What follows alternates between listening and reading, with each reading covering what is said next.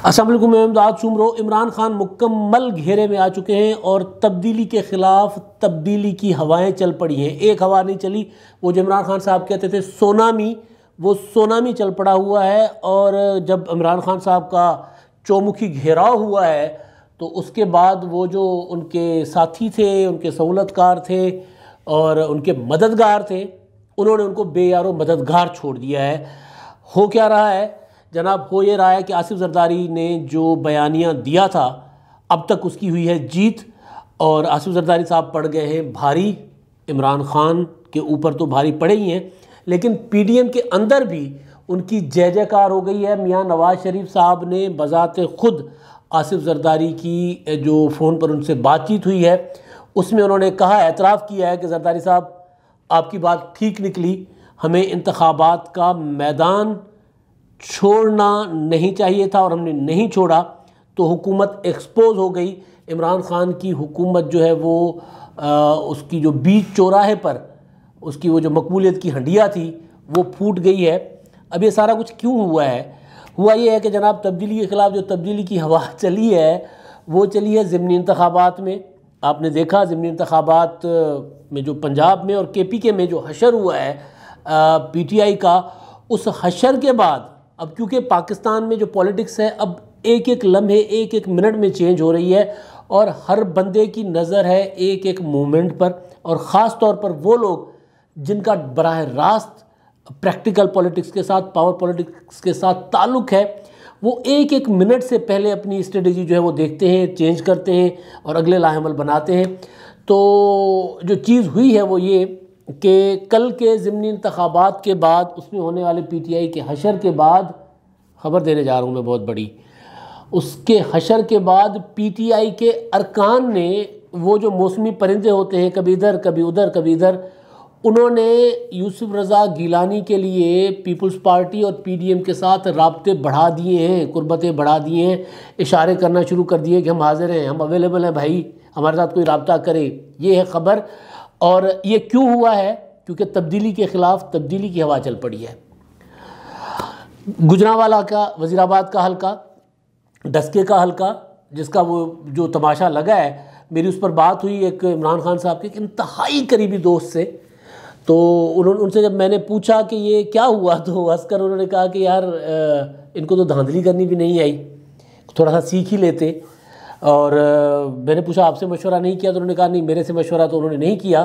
लेकिन मेरे से मशवरा करते तो मैं धांधली करने का इनको, पंजाब में वो भी इन हालात में जब आप टोटली आपकी ग्राउंड पे आपकी मकबूलियत जो है वो बिल्कुल ज़मीन पे पड़ी हुई है, ग्राउंड पे पड़ी हुई है और ग्राउंड पे आप मौजूद नहीं है, तो मैं बहरहाल धांधली का मशवरा तो ना देता। मगर ये कोई जो जिस तरीके से इन्होंने किया है, यानी अगर शिकस्त खा जाते, डस्के वाला कौमी असम्बली का हल्का हार जाते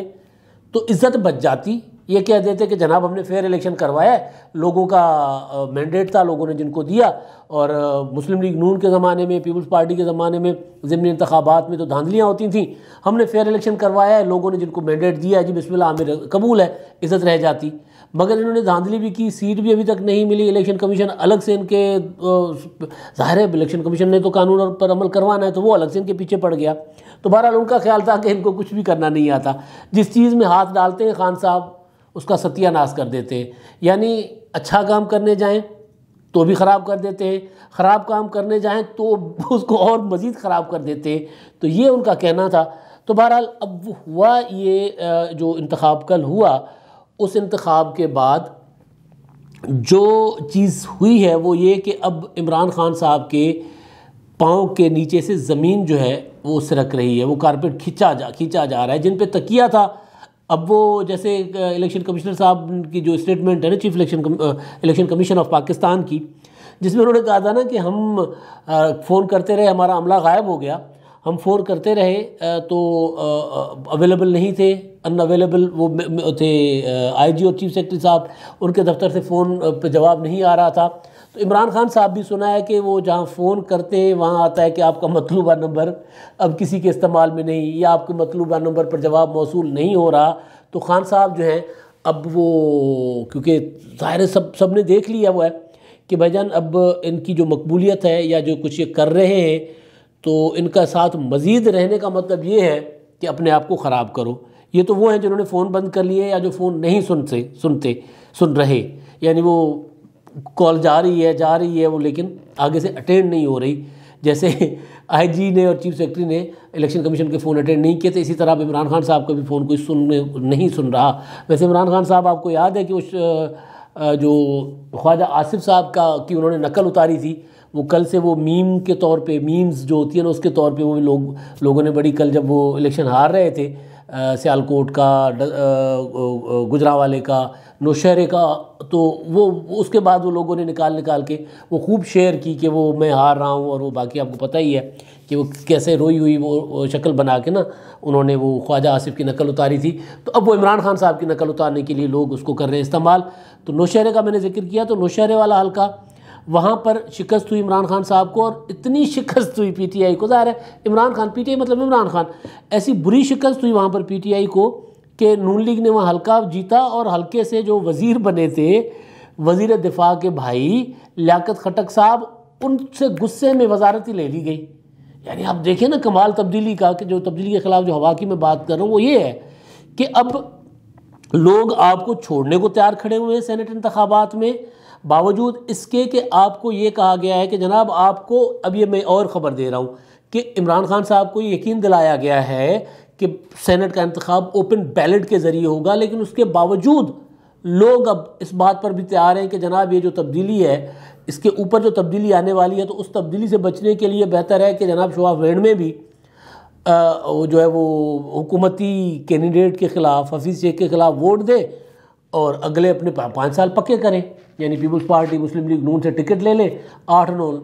लोग चाहिए, 8-9 लोगों में से 5-6 लोग मिल गए हुए यूसुफ रज़ा गिलानी साहब को, ये मेरी इतलात हैं, और मज़ीद लोग जो हैं उससे कहीं ज़्यादा राब्ते में हैं। जैसे मैंने बताया कि कल के इंतखाबात के बाद लोग ज़्यादा राब्ते में हैं, और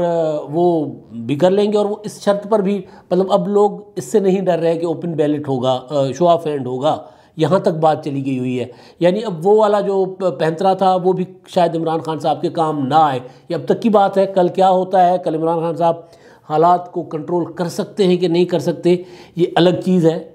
आगे जाकर बात इस पर पता चल जाएगा कि जनाब क्या होगा। लेकिन बहरहाल, और दूसरी चीज़ ये कि अब पीडीएम को एतमाद हो चला है, यानी ये एतमाद तहरीक अदम एतमाद की तरफ जाएगा। अब ये जो पीडीएम ने कल का जो रिज़ल्ट लिया है, जो इंतखाबात के बाद हुकूमत की वो जो खाक में मिल गई इज़्ज़त ना पीटीआई की, ज़ाहिर है अब आप देख लेना कि नौशहरे का हल्का हारना, मतलब जहाँ से पीटीआई का वजूद बना, नौशहरे से बनने वाले एमपीए बने सीएम परवेज़ खटक साहब, पहले सीएम पीटीआई के,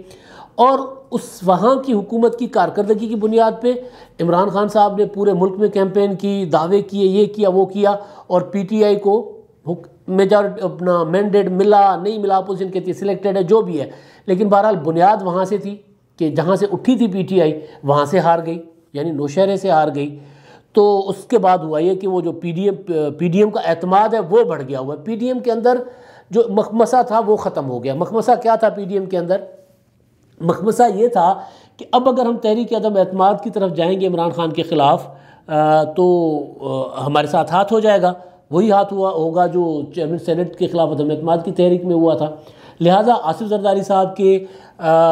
नीयत पर भी शक किया जा रहा था, और उनके तरीक़ेकार को भी काबिल अमल नहीं समझा जा रहा था पीपल्स पार्टी के। और पीपल्स पार्टी के मुतालिक मैं आपको कई बार बता चुका हूँ कि मुस्लिम लीग नून और पीपल्स पार्टी के अंदर और मौलाना फजल रहमान साहब के अंदर जो इख्तलाफात थे तरीक़ेकार पर, वो इस्तीफ़े देकर बाहर जाना चाह रहे थे, वो सेनेट के इंतखाबात का बाइकआउट चाह रहे थे, वो ज़िमनी इंतखाबात नहीं लड़ना चाह रहे थे। वो से मुराद के मौलाना साहब और मुस्लिम लीग नून और कुछ और इत्तेहादी, पीपल्स पार्टी चाह रही थी कि नहीं, सिस्टम के अंदर रहकर इनको हम बेनकाब करेंगे, इनका मुकाबला कर सकते हैं और इनको गिरा सकते हैं। तो जो कल का इंतखाब हुआ है, कल के इंतखाब ने आसिफ जरदारी को या पीपल्स पार्टी का जो तरीका था उसको इंडोर्स किया है। उनका बयानिया जो है उसकी जीत हुई है, जिसका नवाज शरीफ साहब ने आसिफ जरदारी साहब के साथ ज़िक्र किया है, जिसकी उन्होंने एतराफ़ किया है कि ये बेहतर तरीका था, बजाय इसके कि सिस्टम से बाहर निकल जाएँ। वो आखिरी ऑप्शन के तौर पे हो सकता है कि कल को अगर हम दोबारा अगर शिकस्त की तरफ जाते तो हम छोड़ देंगे असेंबलियाँ और पार्लियामेंट छोड़ देंगे, लेकिन ज़िमनी इंतखाबात का अगर हम बाइकआउट करते तो हुकूमत जो है वो दंदनाती फिरती, नशस्तें ले जाती और अपनी मकबूलियत का डंडोरा पीटती। अब हुकूमत की मकबूलियत थर के सहरा से लेकर नौशहरा तक, नौशहरा से लेकर कुरम तक, कुरम में गो कि उन्होंने निशस्त जीती है लेकिन वो भी मामला सामने आ जाएगा। और फिर सियालकोट यानी पाकिस्तान और इंडिया के यानी आज़ाद कश्मीर के साथ बॉर्डर तक ये जो कौन सी वो कहलाती है बहरहाल सरहदों तक, तो हर तरफ यानी सहरा थर से पाकिस्तान की एक सरहद से लेके पाकिस्तान की दूसरी सरहद तक जो जो इलेक्शन हुआ, चाहे वो बलूचिस्तान पशीन में हुआ, हर तरफ इमरान खान को शिकस्त हुई, पीटीआई को शिकस्त हुई। तो ये जब रिज़ल्ट आए और उसके बाद जो तब्दीली के ख़िलाफ़ तब्दीली की हवाएं चलीं, तो ज़ाहिर है फिर एक दूसरे का एतराफ़ तो करना पड़ता है। तो अब जो यूसुफ रज़ा गिलानी साहब की जीत के इम्कानात कल के इंतखाबात के बाद और वाज़े नज़र आ रहे हैं। नवाज शरीफ साहब को, आसिफ ज़रदारी साहब की तो अपनी कैलकुलेशन थी, उन्होंने तो वो जो यूसुफ रज़ा गिलानी साहब के साथ मुलाकात भी की आज कल, उस मुलाकात में सारा हिसाब किताब उन्होंने जोड़ तोड़ बता दिया था कि ये हम ऐसे करेंगे। जिसके बाद यूसुफ रज़ा गिलानी साहब जो है वो अब चल पड़े मैदान में, इस्लामाबाद पहुँच गए थे, उनके साथ तफसीली बात भी हुई मेरी। तो बहरहाल वो वहाँ पर राब्ते करेंगे। मरीम नवाज से भी उनकी बात हुई, मौलाना फजल रहमान साहब से भी बात हो गई है उनकी, और शहबाज शरीफ साहब से एक आध दिन में वो मुलाकात भी करने जाएंगे जेल में, और बाकी इत्तेहादियों के साथ और अरकान जो हैं वोटर्स जो हैं उनके साथ वो रब्ता करेंगे। आसिफ ज़रदारी साहब ने उनको तो अपनी स्कीम बता दी, अब उस स्कीम के तहत वो चलेंगे आगे। लेकिन अब नवाज शरीफ साहब का और मौलाना फजल रहमान साहब का एतमाद जो है वो मज़ीद बढ़ा है, असल जो चीज़ है। और ये एतमाद जो है वो तहरीक अदम एतमाद की तरफ इसलिए जाएगा क्योंकि लोगों के अंदर अब ये फील आ गई हुई है, वो लोग जो वोट देंगे कि यार ये वाली तब्दीली जो है ना ये अब ज़्यादा देर नहीं रहनी, लिहाजा तब्दीली के ऊपर जो तब्दीली आएगी उसके साथ चल पड़े। तो हवाएं जो हैं अब वो इमरान खान साहब के लिए, बुरे दिन तो शुरू हो ही गए थे लेकिन अब बुरी हवाएं जो हैं वो भी चलना शुरू हो गई हैं, और